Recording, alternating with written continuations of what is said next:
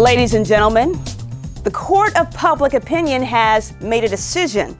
And as a judge presiding over this case, it's my duty to read the verdict.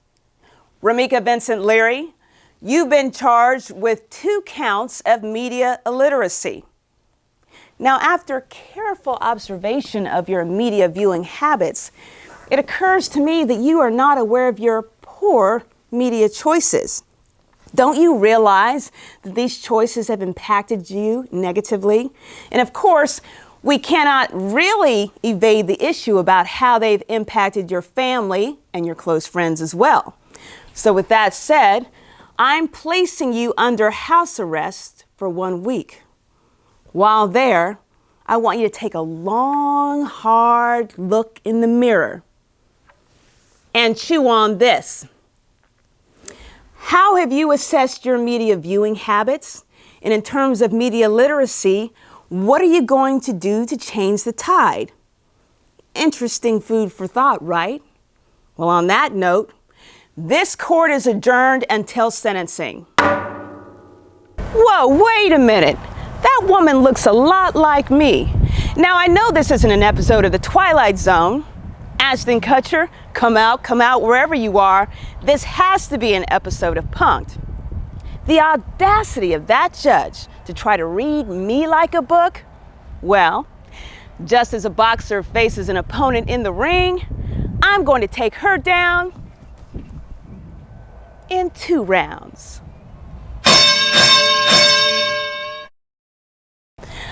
All right. Let me take a closer look at my personal viewing habits. Now, I'll be the first to admit that my personal locus is a little weak because I tend to travel like the wind, shifting from one media enticement to the other without really weighing the pros and cons.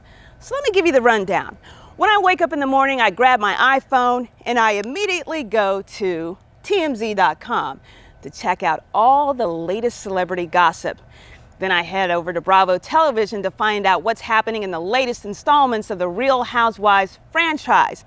Now, these ladies are awesome, and I want to be just like them because they're flashy, they're brisk, and they know it all.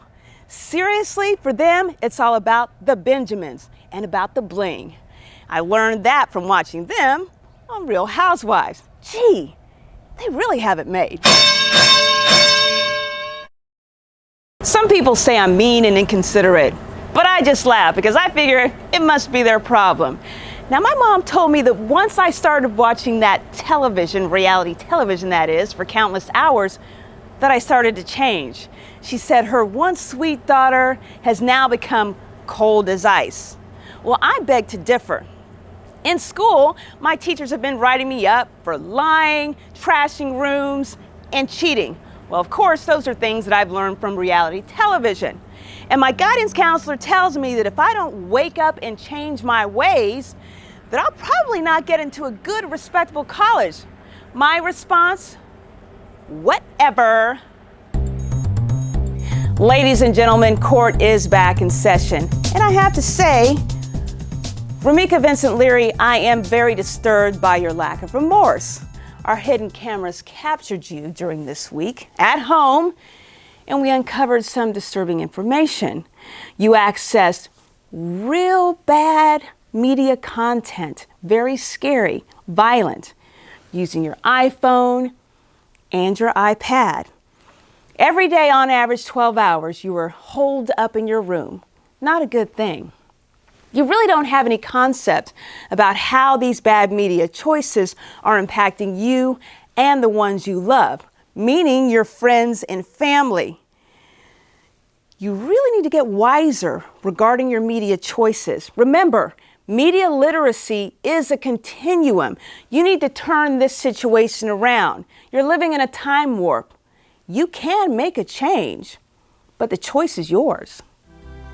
From a biblical perspective, we need to remember that if we spend excessive time with electronic devices and various forms of media, they can become gods. Exodus 20, verse 3 serves as a constant reminder that we should never place anything above our Creator, Almighty God. Oh, and one more thing. I am your conscience. Reality check. You need to wake up. Wake up, Ramika Vincent Leary, before you self-destruct.